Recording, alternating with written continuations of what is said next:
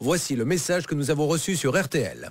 J'ai un fils qui a 15 ans, qui est atteint d'autisme, qui était toujours scolarisé dans son collège de secteur. Il devait rentrer dans la 4e début septembre et le jour de la rentrée, les portes du collège étaient fermées pour lui. Alors, nous avons Marina qui est en ligne. Marina, bonjour. Bonjour. Soyez la bienvenue, Marina. Je vais essayer de vraiment synthétiser pour que tout le monde comprenne bien. Bon, votre enfant est autiste, mais il était accepté dans ce lycée. Enfin, dans ce collège, on est d'accord, jusqu'à une certaine époque. Oui, tout à fait. Et du jour au lendemain, il a été décidé qu'on ne le voulait plus, mais comme on ne pouvait pas non plus, vraiment je le dis avec mes mots et je schématise pour que tout le monde comprenne bien, comme on ne le voulait plus, mais qu'on ne pouvait pas pour autant le mettre dehors, on s'est dit, il va rester, mais on va le mettre dans un coin. Est-ce que je résume bien ? Oui. Alors, oui. Aujourd'hui, par exemple, là en ce moment il y a classe, les enfants sont dans une classe, où est votre fils, concrètement ?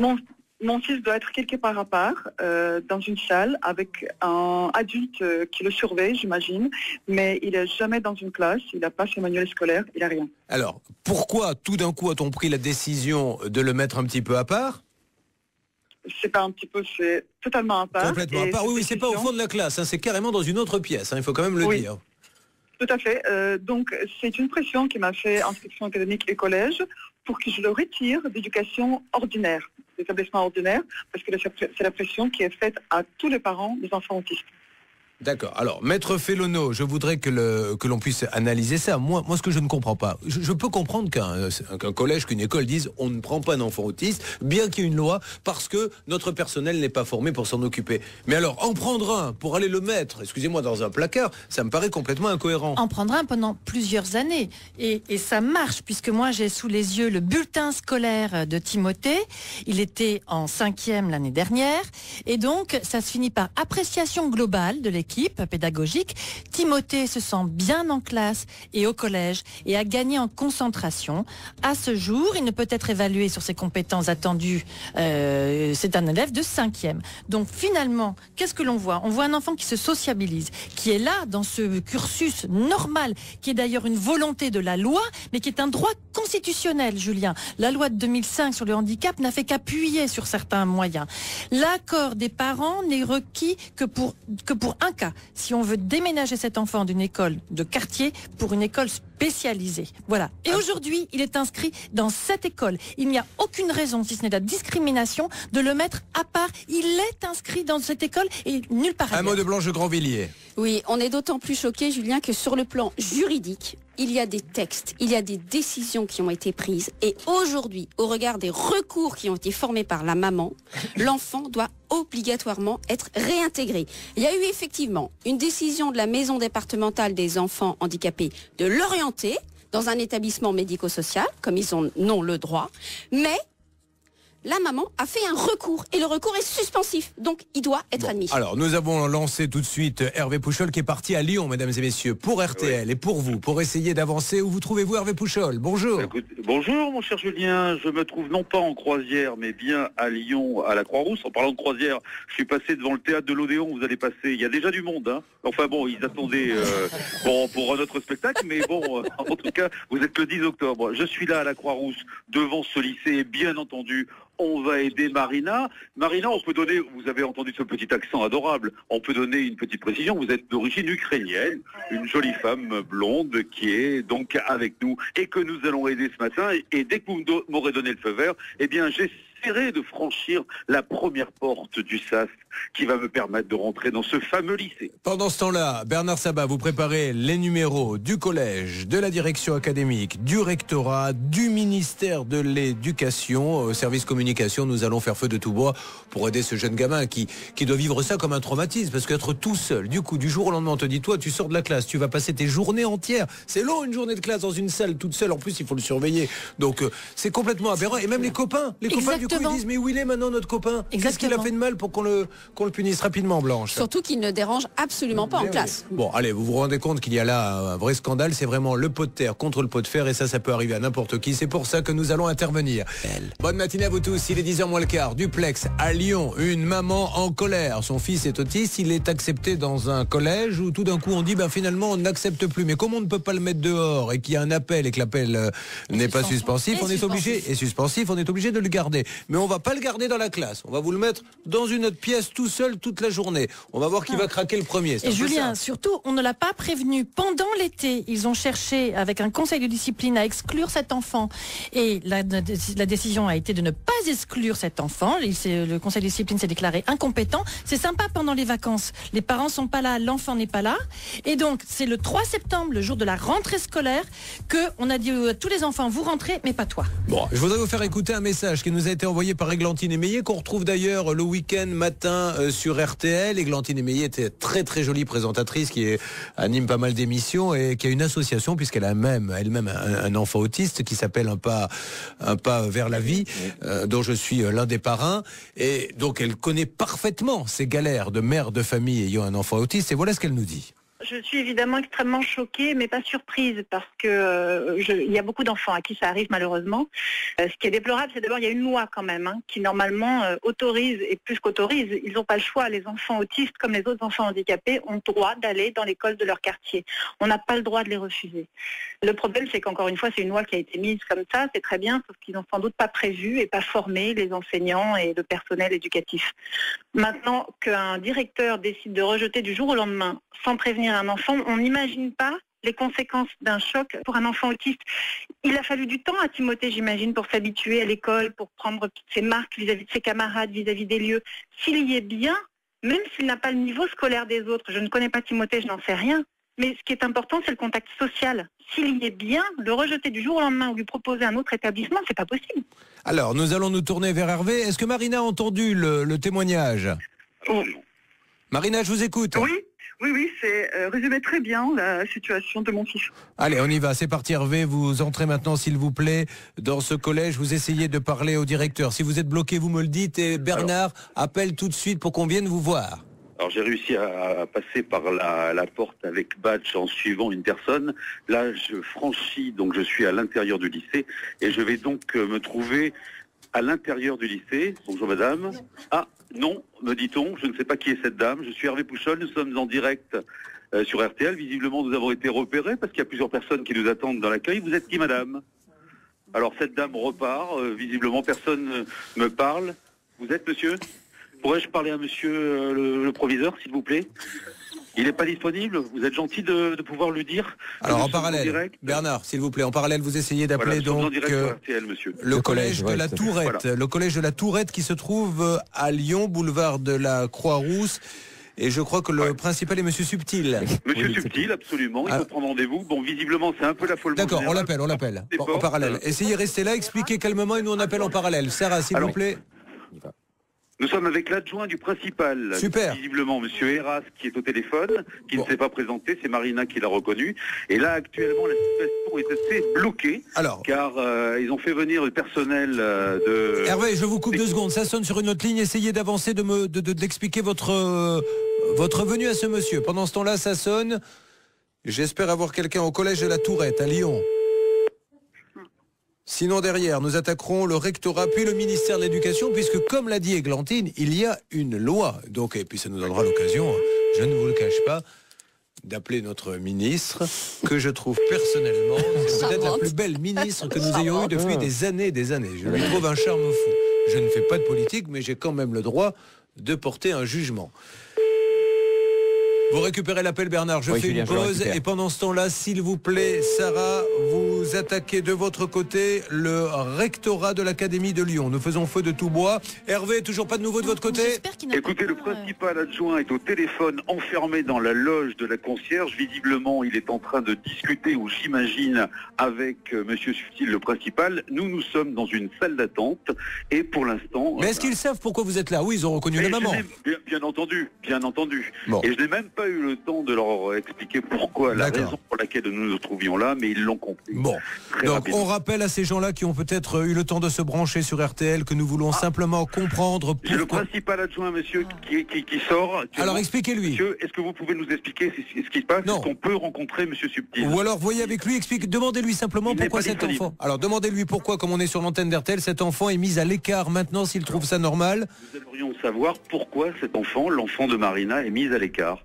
Alors, je vais pas vous donner de réponse, mais vous pourrez vous renseigner auprès du rectorat qui connaît toute l'affaire. Non, moi je veux rencontrer le principal. Est-ce que vous pouvez lui demander, parce que nous allons rester là. Quand même fou, qu'un responsable d'établissement dise ça à sa mère. Mais monsieur nous demande de sortir. D'accord, ok, mais voilà. Est-ce que la maman peut lui parler en tant que mère d'un enfant qui est actuellement dans une salle seule? Discuter avec la maman. Est-ce que vous pouvez discuter avec la mère de cet élève? On l'a déjà fait de nombreuses reprises. On l'a déjà fait. Donc vous voulez qu'elle sorte également de l'établissement? Si elle vient chercher Timothée, elle pourra repartir avec Timothée. C'est sûr que Mais pourquoi est-ce qu'il doit venir chercher Timothée puisqu'il est 10 heures seulement, les autres enfants ne sortent pas, pourquoi est-ce que vous voulez qu'il sorte lui? Bon, vous voyez que c'est quand même incroyable. Mettez-vous à la place de cette mère. Et puis surtout qu'on n'ait pas le courage d'affronter une maman pour lui dire voilà ce qui se passe. Mais même s'il lui a déjà dit, il lui redit. Ils ne veulent pas. Ça se passe comme ça pour l'instant au collège de la Tourette. On aura donc tout fait pour que monsieur Éric Subtil, le principal, s'exprime. Là, vous l'avez entendu en direct, l'adjoint nous demande de sortir. Ce n'est pas grave. Nous allons appeler la direction académique, le rectorat et surtout le ministère de l'Éducation pour qu'il nous explique si ça se passe vraiment comme ça avec les enfants autistes dans ce pays. Nous devons avoir les réponses et nous les aurons. Vous écoutez Julien Courbet sur RTL. Rapide point, du côté du rectorat où vous avez appelé Sarah en direct sur RTL. J'ai eu effectivement une chargée de communication qui connaissait bien le dossier, qui m'a quand même écouté. Je lui ai expliqué que notre négociateur et la maman de Timothée étaient sur place. Elle nous rappelle normalement avant 11h. Deuxième point, vous n'arrêtez pas d'appeler le fameux collège. Julien, oui. Et à chaque fois que je demande ce collège, et je demande plutôt Éric Subtil, évidemment le principal, on me raccroche au nez, Julien. Et c'est la 4e fois. Bon, on va arrêter. Voilà, encore une fois, nous faisons tout pour que le collège de la Tourette à Lyon et que monsieur Éric Subtil ne puisse pas nous dire après, vous n'avez pas cherché à me contacter pour avoir ma version. On aura tout fait pour le contacter. Ça, de ce côté-là, on peut pas nous le reprocher. On a appelé, on nous raccroche au nez. Nous avons un envoyé spécial. Mais vous allez maintenant écouter ce que va vous dire Maître Fellono. C'est que ça va même plus loin. C'est que le collège de la Tourette, quand ils en ont marre, apparemment, je mets ça au conditionnel, peut-être qu'elle pourra nous le dire, quand ils en ont marre, ils appellent la police. Marina, en fait, m'a expliqué qu'elle avait été confrontée à la police à un certain moment, appelée par le collège, et qu'elle avait été obligée de s'expliquer, et que effectivement, on lui avait même dit que si elle continuait, on lui retirait son enfant parce qu'il était dans une situation d'abandon, d'après ce qu'elle a compris. Maintenant, tout ça, c'est sous réserve, donc les rapports sont extrêmement tendus. Il y a eu quand même des réunions, comme cet adjoint du principal vous l'a dit, c'est vrai, des réunions assez longues où ils ont essayé de trouver une solution, mais en attendant... Mais pour l'instant, il y a la loi, c'est tout, il y a une loi pour l'instant, appliquons-la. Le collège lui a trouvé un petit arrangement avec la loi qui n'est pas acceptable et dont je... Blanche, 10 secondes. Oui, ce qui s'est passé, c'est qu'en réalité, ils ont réintégré l'enfant parce qu'ils étaient obligés, mais ils ne l'ont pas mis dans la classe, ils l'ont mis dans un coin avec même pas une ASV pour s'occuper de lui. Bon, Hervé Pouchol va décrocher du collège de la Tourette au boulevard de la Croix-Rousse à Lyon, car nous allons avoir, après le rectorat, le ministère, juste après les infos, Bernard Sabat. Oui, et vous allez voir, c'est assez coton comme information. Et nous allons donc essayer de demander à quoi sert cette loi, car il y a une loi, peut-être la détailler, peut-être que nous n'avons pas compris la loi non plus, mais nous allons demander, essayer, mais là, elle n'est pas appliquée, donc il faut pas faire des lois si elles sont pas appliquées. Mais encore une fois, peut-être l'a-t-on mal interprété, nous allons en parler avec eux. RTL, 10h. Vous écoutez RTL. Focus sur ce jeune autiste qui avait le droit d'aller dans le collège et du jour au lendemain, on a décidé de le mettre dans une pièce à part, seul, isolé, ce qui crée un traumatisme chez lui, ce qui crée un traumatisme chez les autres. Nous avons essayé de demander des explications à Éric Subtil, le principal d'établissement du collège de la Tourette. Pour l'instant, il n'a pas daigné nous recevoir, mais il était peut-être en réunion, on peut le comprendre, mais son adjoint était là. Lui, il a dit, vous sortez, et il a demandé à Hervé Pouchol de sortir. Hervé, où en êtes-vous? Alors écoutez, une information importante, l'adjoint donc du principal m'a confirmé que Timothée était dans son bureau actuellement et qu'il n'était pas inscrit dans le collège et qu'il n'avait pas droit d'être scolarisé. Ensuite, il m'a fait passer un communiqué de presse de l'Académie de Lyon que j'ai fait parvenir à Bernard. Il y a 3 pages et sinon il y a eu une page que je peux vous résumer qui dit que ce communiqué fait suite à celui qui a été diffusé le 24 septembre relatif à la scolarisation de cet élève qui présente des troubles de spectre autistique. L'inspecteur d'académie, directeur académique des services de l'éducation nationale du Rhône, tient à remercier particulièrement l'ensemble des personnels du collège de la Tourette de Lyon pour leur investissement professionnel et humain dans la scolarisation de Timothée au cours de l'année scolaire 2013-2014. C'est pratiquement fini. Il comprend leur déception au regard des résultats scolaires obtenus et partage leurs inquiétudes sur l'évolution du comportement de ce jeune dans un milieu scolaire qui n'est plus adapté à ses difficultés. Il les assure de son soutien et de celui de l'institution dans les moments où des critiques injustifiées, voire inacceptables, sont exprimées sur la qualité de leur travail. Voilà. D'accord. Bon, alors ceci étant dit, il y a quand même une loi sur laquelle on peut revenir. Un mot de Maître Fellonneau. Oui, moi je reprends. D'ailleurs, dans votre exposé, vous avez dit quelque chose qui est inexact, Julien. Cet enfant, en réalité, le jour de la rentrée scolaire, a appris qu'il n'avait pas le droit de rentrer dans l'établissement. Ce n'est pas par grandeur d'esprit qu'il est aujourd'hui dans l'établissement. C'est parce que la mère a insisté. Et pour faire appliquer la loi, seule la maison des handicapés peut décider une orientation en dehors de ce collège. Pour l'instant, cette décision n'est pas définitive. Donc ils n'avaient pas le choix, ils étaient obligés de le prendre. Mais ce qu'il y a d'extrêmement... C'est au lieu de le réintégrer dans une classe, vous voulez qu'on vous le réintègre, et bon, on va le réintégrer dans le bureau du proviseur. Ce sont des petits arrangements avec la loi qui sont extrêmement préjudiciables pour cet enfant et qui ne sont pas normaux. Bon, alors j'espère que vous prenez tous conscience de l'importance du problème et que vous allez soutenir cette maman. Dans une seconde, Bernard nous dit le dialogue qu'il a eu avec le ministère, parce que, encore une fois, ça ne sert à rien de faire des lois si elles ne sont pas appliquées. Et on rappelle que sur Facebook, on voit un petit film qu'on a nous-mêmes pas été prendre sur Facebook puisqu'il était sur YouTube. Tout à fait, Julien, on l'a publié sur la page de notre émission, mais c'est sur la page aussi pour réintégration de Tim, autiste chassé de son collège. Vous trouvez ça sur Facebook. Cette vidéo YouTube fait plus de 230 000 vues, ce qui est énorme. Donc elle est sur... Vous voyez Tim le jour de sa rentrée et la porte est fermée sous son nez. Bon, alors ça vous la trouvez sur notre page où nous n'avons fait que déplacer la vidéo sur la page Facebook, ça peut vous arriver. Bernard Sabat, vous avez eu donc le ministère de l'Éducation. Où en êtes-vous? J'ai eu donc le service presse qui m'a dit écoutez monsieur, je vous rappelle que vous n'avez pas besoin de nous alerter, c'est pas les médias qui font ce travail-là, c'est généralement donc le rectorat, donc nous attendons des remontées précises du rectorat. Bon, donc nous nous adressons à notre nouvelle ministre de l'Éducation, Madame Najat Belkacem. Voilà ce qui se passe. Un jeune autiste, alors que la loi l'autorise à aller dans une école, a été refusé. Du coup, la maman ayant fait valoir la loi, il a été réintégré. Il a été réintégré. On l'a dit, on va vous le réintégrer, mais on le réintégrera pas dans la classe. C'est pas maintenant. On va la mettre dans une petite salle de côté. Et là, aujourd'hui, il passe ses journées dans le bureau du proviseur. Il doit bien s'éclater, le môme. Voilà. Donc, je voulais savoir ce qu'en pensait le ministère, puisqu'encore une fois, que l'on soit de droite ou que l'on soit de gauche, nous ne faisons pas de politique dans cette émission. Mais on ne peut pas d'un côté dire faisons une loi contre ci, pour ça, pour favoriser, et après, eh bien, il ne se passe rien. Donc ce n'est peut-être pas à nous de les alerter, mais on alerte quand même, nous, nos auditeurs, on a le droit de le faire, qu'actuellement, à Lyon, il y a un enfant autiste qui passe ses journées dans une pièce seul, accompagné, il y a forcément quelqu'un, un surveillant, tout simplement parce que le proviseur a décidé qu'il n'avait pas à le prendre, alors que la loi l'obligeait à le prendre. Et d'ailleurs, c'est tout bête, mais si il a le droit avec lui, ce monsieur, mais qu'il le mette dehors, tout simplement, qu'il le mette dehors. Mais il ne le fait pas. Alors dans ces cas-là, moi j'ai le cas de dire à tous les gens, si vous ne savez pas quoi faire de vos enfants dans la journée, il les prend, il fait garderie. Amenez-lui tous vos enfants pendant que vous faites les courses, puisqu'il est sympa, il les garde dans son bureau. Vous savez qu'il y a voyez bien que c'est ridicule. 6 000 enfants non scolarisés cette année. Donc attention à ce que vous dites. Bon, donc on attend des nouvelles du ministère de l'Éducation, comme nous attendons également des nouvelles du ministère de la Santé concernant notre gréviste de la faim. Monsieur Balland, inspecteur d'académie du rectorat de Lyon, est en ligne avec nous. Bonjour Monsieur Balland et merci de nous parler en direct sur l'antenne d'RTL. Ma première question est simple. Est-ce que la loi prévoit justement que cet enfant doit être accepté? En attendant, il y a un appel, je sais, mais il n'est pas suspensif, je pense. Est-ce que donc la loi est pour cette dame? Alors, bonjour d'abord. Bonjour, monsieur. Merci de me permettre de m'exprimer. C'est un cas que nous connaissons bien. Madame Zolub et Timothée, nous le suivons depuis de nombreuses années dans le département. Ce qu'il faut bien savoir, c'est que Timothée a aujourd'hui 15 ans et demi. Son niveau scolaire est celui d'un enfant de CP, CE1. Aujourd'hui, c'est pas ce qui est dit, pardon, monsieur, sur les bulletins scolaires.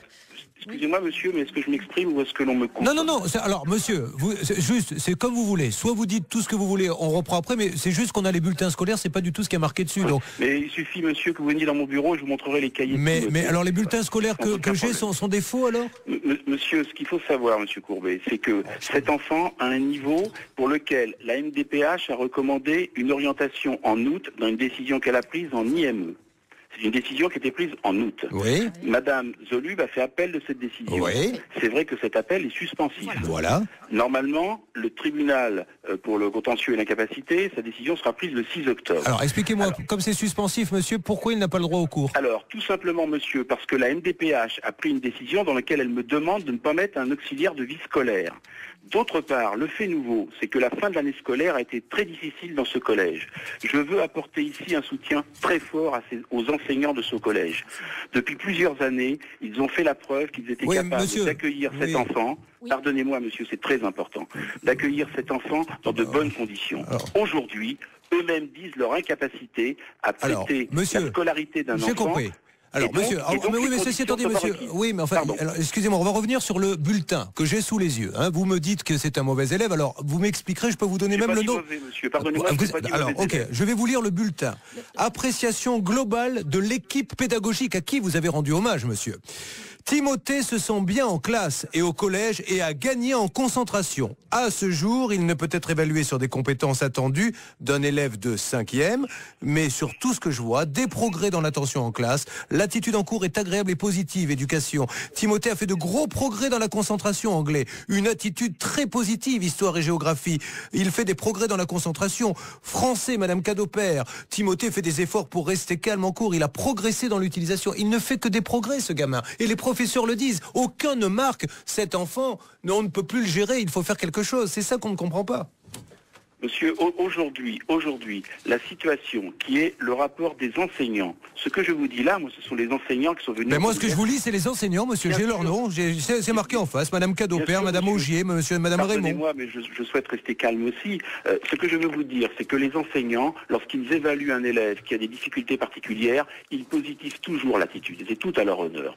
Aujourd'hui, ayant positivé, ayant montré les progrès qu'a fait Timothée sur le plan social, ce qui est vrai... donc sur les bulletins, c'est important ce que vous avez dit. Sur les bulletins, ça veut dire que quand on reçoit nos bulletins chez nous, les professeurs positivent et on rajoute toujours un peu pour faire plaisir aux parents. C'est ce que vous me dites?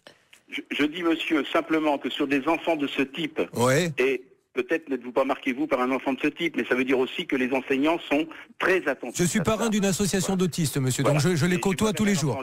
J'ai moi-même un enfant handicapé. Bon, alors, monsieur, donc ça veut dire que les bulletins que vous envoyez aux parents autistes... Non, mais c'est important ce que vous dites. Les bulletins que vous envoyez aux parents autistes, c'est... Vous avez le bulletin de quel trimestre, monsieur? Deuxième. Du deuxième trimestre. Alors, je vais vous lire le bulletin du troisième trimestre. En anglais. Timothée n'a pas pu être évalué par rapport aux compétences attendues d'un élève au niveau de 5e. Bah oui. Mais ça, on s'en fiche, on s'en moque. C'est pas le problème. Comment on s'en moque ? Non, mais c'est pas le problème. Pardon, le bulletin du troisième trimestre marquait effectivement la limite de l'enseignement qu'il y avait pour les élèves. Voilà, hein, pour les enseignants. Pardon. Et je vous rappelle aussi qu'il y a eu aussi des faits de violence, c'est-à-dire que Timothée est un enfant qui a grandi et pour lequel il a eu des difficultés avec l'auxiliaire de vie scolaire, qui a d'ailleurs été porté plainte, puisqu'à un moment donné, il y a porté des coups sur elle. La plainte a été classée, monsieur. Il y a aussi et très facilement. Monsieur, tout le monde peut déposer plainte. Ce qui compte, c'est si elle est classée ou pas. Est-ce qu'elle a été classée, cette plainte, monsieur? Elle a été donnée sans suite. Voilà, il n'empêche que l'auxiliaire de vie scolaire a dit qu'elle ne voulait plus être en contact avec elle. Oui, d'accord. Aujourd'hui, monsieur, la situation est simple. C'est que moi, je me trouve dans une décision dans laquelle les enseignants eux-mêmes et un chef d'établissement, et je veux dire que le chef d'établissement est quelqu'un qui dans le département est connu par toutes les associations, qui se sont d'ailleurs exprimés eux-mêmes sur les réseaux sociaux pour lui apporter une solidarité. C'est ce chef d'établissement, c'est lui qui a dirigé les enfants malades pendant X années. C'est vraiment quelqu'un qui est très attentif. Et c'est lui qui avait accepté de prendre cet enfant sur ce collège au départ. Donc je pense qu'on ne peut pas comme ça accuser ce chef d'établissement. Mais on l'accuse pas, monsieur, on essaie d'expliquer à des auditeurs pourquoi il y a une loi qui dit qu'il faut prendre les enfants. Voilà. Non, monsieur, vous non. Alors j'ai dit aujourd'hui, et j'ai écrit à la maman que elle-même dit que son enfant a un trouble autistique. Elle-même le dit. Aujourd'hui, ce collège est un collège pour lequel il n'est pas fait pour gérer les troubles autistiques. Pour moi, cet enfant qui a un niveau scolaire très faible n'est pas en situation d'être dans une 4e européenne avec l'apprentissage d'une deuxième langue vivante. C'est une ineptie. Aujourd'hui, je considère que cet enfant est en danger. Mais indépendamment de cela... C'est pas ça notre question, monsieur. Monsieur, j'ai bien compris. J'ai compris, monsieur, qu'il faudrait peut-être... Mais la question est la suivante, monsieur. En attendant... Il a une place aujourd'hui dans un collège... Je vous repose la question, monsieur. En attendant... que ce soit jugé, puisqu'il y a une justice, et ni vous ni moi on peut aller plus vite que la justice, trouvez-vous normal que cet enfant soit seul dans une pièce, isolé des autres? Non, monsieur, je ne trouve pas ça normal. C'est pour ça que j'ai pris une décision que Madame Zolub a eue et dans lequel il a une place aujourd'hui dans un collège. Et Madame Zolub dit qu'elle a des difficultés de transport. Nous sommes prêts à mettre à disposition avec la collectivité un taxi à disposition dans un collège où il y a une classe spéciale pour enfants autistes qui l'attend avec un programme et un projet. Alors, Marina, on vous écoute. Oui. Oui. Allez-y. Marina, allez-y, parlez, s'il vous plaît. J'ajoute qu'il y a un papa dans l'histoire. Allez-y, Marina. Moi, je suis très choquée par ce que dit M. Baglan, parce que, par le contre, d'une part, mon fils n'a jamais porté coup à personne. Donc, M. Baglan invente. Et il faut vraiment remettre les faits sur place. Et Timothée était perturbé par les changements de AVS qu'il a fait subir, et je pense que c'était fait exprès. Il a juste serré contre lui très fort son AVS dans le désespoir, dans l'énervement. Il n'avait aucun coup porté, aucune blessure. Il faut déjà remettre les choses à place de ce côté-là. Deuxièmement, la place qui est imposée dans un autre collège, M. Baglan oublie que c'est une place dans une autre classe ordinaire. C'est pas dans une structure Ulysse.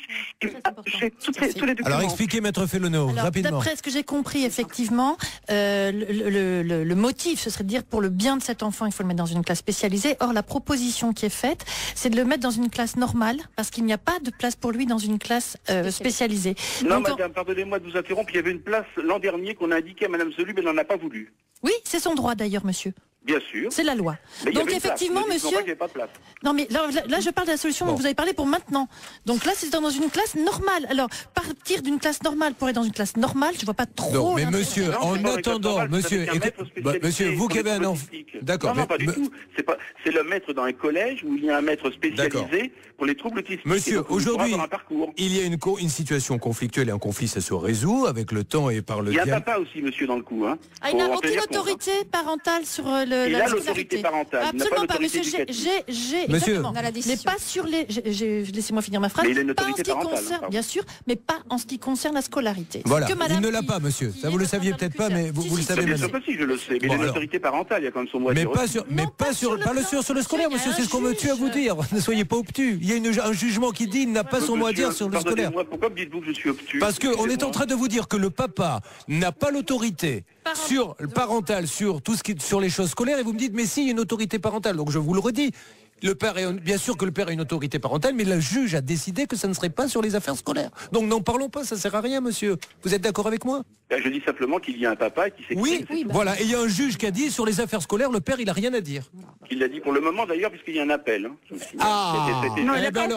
Mais oui, mais c'est important ce que dit monsieur. S'il y a un appel et que vous estimez qu'il a donc une autorité, faites la même chose pour lui dans le lycée, monsieur. Monsieur, je n'ai pas dit ça. Bon, oui, sauf que alors je vous repose la question, monsieur. Est-ce qu'en attendant qu'une solution soit trouvée, est-ce qu'on laisse ce gamin seul dans une classe, tout seul toute la journée, ou est-ce qu'on se dit en attendant, on le remet, puisque tous les profs disent il est gentil, il met de la bonne volonté même si on ne peut pas le noter, et d'ici là on essaie de trouver une solution pour la mère. Monsieur Courbet, les enseignants aujourd'hui sont venus en délégation pour me dire qu'ils ne pouvaient plus scolariser cet enfant dans la classe. Ils n'y arrivent plus pédagogiquement. Eh bien alors, vous leur direz qu'il ne faut pas écrire ça sur des bulletins, parce qu'ils font croire aux parents des choses, parce que moi quand je lis français Madame Cadopère, Timothée fait des efforts pour rester calme en cours et il a progressé dans l'utilisation de l'ordinateur. Histoire géo Madame Augier, une attitude très positive. Timothée a fait de gros progrès dans la concentration. Madame Ereis, anglais, Timothée a fait de gros progrès. Alors on voit ça, on lit ça, on se dit mais c'est génial. Et puis là vous me dites ils en veulent plus par derrière. J'ai le bulletin du deuxième trimestre sous les yeux. Histoire-géographie Madame Augier, un élève motivé et appliqué. Très bien. Malheureusement, devant les difficultés de Timothée, la plupart des devoirs n'ont pas été notés. Et alors c'est pas le problème. Quel est le problème pour elle? Elle le note pas, elle le laisse, mais il est sociabilisé avec les autres. Ça veut dire que la scolarité qu'on offre à cet enfant n'est pas adaptée. Bon, ça veut dire que la loi qui a été votée, monsieur, n'a pas grand sens. Voilà. Donc on va en parler avec le ministère. Pardonnez-moi, c'est la MDPH qui a prescrit, c'est pas moi. En tout cas, pour l'instant, aux yeux de la loi, il doit être dans ce lycée, monsieur. Monsieur, aux yeux de la loi, aujourd'hui, on est d'accord. Mais répondez-moi par oui ou non. On est d'accord pour dire qu'il doit être dans l'établissement en attendant, tant que l'appel n'a pas été. Il doit être scolarisé, monsieur. C'est vous. Non, mais il doit être scolarisé, mais pour l'instant, personne n'a dit qu'il ne devait pas aller au collège de la Tourette. Personne. Tant que l'appel n'a pas été jugé. On est d'accord là-dessus. Non, me dites pas simplement, dites-moi oui ou non. Est-ce qu'il doit être chez vous normalement en attendant tant que l'appel... Il doit être chez nous à l'Éducation nationale, oui. Non, au collège de la Tourette, monsieur. Au collège de la Tourette, monsieur. Je vous assure qu'il doit être au collège de la Tourette. C'est pour ça qu'on va interpeller le Monsieur, ministre vous de me l'assurez l'Éducation. peut-être, mais c'est pas vous qui faites la classe au quotidien. Non, vous savez, je sais bien, monsieur. Mais d'accord, c'est pas moi qui fais la classe au quotidien, mais je vois pas pourquoi tout d'un coup ils disent qu'il est très gentil et compagnie. Ils peuvent pas le noter, bien sûr qu'ils peuvent pas le noter. Il est autiste, mais il est sympa, il est au bout. Est-ce que le fait qu'on puisse pas le noter mérite qu'il C'est ait un bien pour un enfant d'être scolarisé dans une classe Non, sans par avoir contre- d'apprentissage scolaire. Par contre, c'est un bien de passer seul la journée, seul, 8 heures par jour dans une salle à côté. Ça lui fait du bien, Mais monsieur. ça, c'est pas vrai, croyez-moi. monsieur. Il passe 2 heures avec le principal qui aujourd'hui Ah bah c'est top, ça. il est Ça, dans c'est son top. Ne dites pas 8 heures, ce n'est pas vrai. Ah bah 2 heures dans le bureau du Bon, principal, alors c'est ne dites super. pas 8 heures, s'il vous plaît. D'accord, voilà. Bon, en tout cas, il y a une loi, monsieur, donc vous, Et qui voilà. le fait travailler. Et qui le fait travailler. Oui. Eh ben, Voilà. Simplement, encore une fois. il le fait travailler, mais il n'a pas voulu le faire aujourd'hui, rentrer. Hein. Aujourd'hui, Timothée, parce que moi je ne me centre que sur les besoins de Timothée, c'est lui qui m'intéresse. Je comprends le combat de Madame Zolu pour une scolarisation en milieu ordinaire. À un moment donné, ce qui importe, c'est qu'est-ce qui est mieux pour Timothée. Et aujourd'hui, Timothée, il a des besoins avec un enseignant spécialisé pour cela. Nous lui proposons de le faire, non pas en IME, puisque le juge n'a pas statué, ça ne me regarde pas. Je me propose de le faire dans un collège qui dispose de cet enseignant et pour lequel il pourra aller et dans une classe et avoir le soutien de ce maître. Et pour lequel les enseignants ne sont pas dépourvus. Voilà. J'ajoute que ce collège, il n'est pas très loin du domicile de Madame Zolub. Ok. Que pour moi, ce serait une bonne solution et que s'il y a besoin d'un taxi, il n'y aura aucun problème. Moi, j'ajoute, comme vous avez conclu, qu'il y a une loi qui n'est pas respectée pour l'instant, qu'il y a des professeurs qui ont envoyé des bulletins en disant que cet enfant était très gentil, qu'ils ne peuvent pas le noter parce qu'il n'a pas le niveau, mais qu'il est sympa, qu'il fait des efforts, et que pour l'instant, tout d'un coup, on a décidé de le mettre 2 heures dans une pièce avec le proviseur, en attendant que l'appel, donc en passant au-dessus de la loi. Vous avez votre conclusion? Ce sont ces mêmes enseignants qui aujourd'hui. Oui, oui. Ce sont ces mêmes enseignants Eh ben, du qui jour au aujourd'hui sont lendemain, venus ça me c'est. dire qu'ils ne pouvaient plus. Eh oui, bien sûr, bien sûr. Mais attendez, Donc, je mais monsieur, respecte si moi aussi je parce vous que c'est dis... eux Mais moi, qui je ont vais fait les. Vous savez quoi? Je lance un appel aux enseignants et je vais qu'ils m'expliquent sur l'antenne d'RTL pourquoi ils disent qu'il est si gentil, qu'il fait autant de progrès. Ça m'intéresse. Je lance un appel à tous, sachant que les autres élèves de la classe aussi sont un peu traumatisés parce qu'ils ne comprennent pas pourquoi le copain est parti maintenant. Un mot Enfin, de. monsieur, excusez-moi, mais c'est un peu caricatural. Je connais aussi d'autres enfants qui sont traumatisés pour d'autres Bien raisons. sûr, d'accord. Ouais, d'accord. Vous pouvez le prouver, monsieur? Comment? Est-ce que vous pouvez prouver que d'autres enfants se plaignent de cet enfant autiste? Et vous, monsieur, du contraire? Oui, je peux vous prendre, je vais passer, je lance un appel et je vais prendre sur l'antenne des gens qui vont dire pourquoi il est plus avec nous, mais monsieur, là, sur J'ai une aussi antenne reçu publique... la FCPE qui est venue me voir. Hein. Monsieur, La est-ce que sur une Fédération des antenne... parents d'élèves, elle peut s'exprimer. Monsieur, en direct sur une antenne publique, vous pouvez me donner des parents d'élèves qui disent « je ne veux plus que cet enfant autiste soit avec nous ». Monsieur, je ne peux pas vous le dire.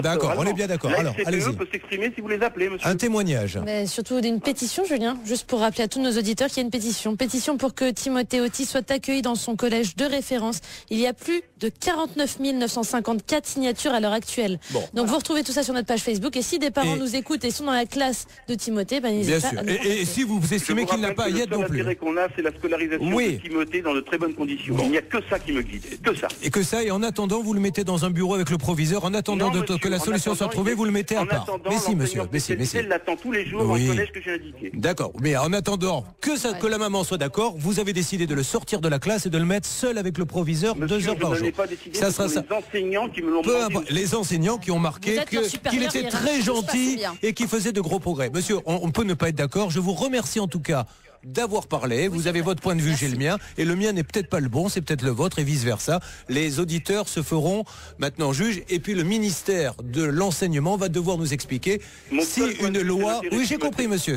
Moi aussi, j'ai compris. Et Mais la c'est mère- pour ça... la mère, non. Et c'est pour ça qu'on l'a mis dans une autre classe seul avec le proviseur. C'est pas la Et- maman qui est dans la classe, c'est Timothée. voilà, et qui s'éclate seul. On lui a dit tu n'iras plus dans la classe, tu vas dans le bureau du proviseur 2 heures par jour et du coup. C'est un il dit- peu caricatural. Mais non, c'est pas. C'est caricatural, c'est la vérité. Le gamin saute de joie. Il se dit c'est génial. Pression psychologique. Pardonnez-moi. Pardon?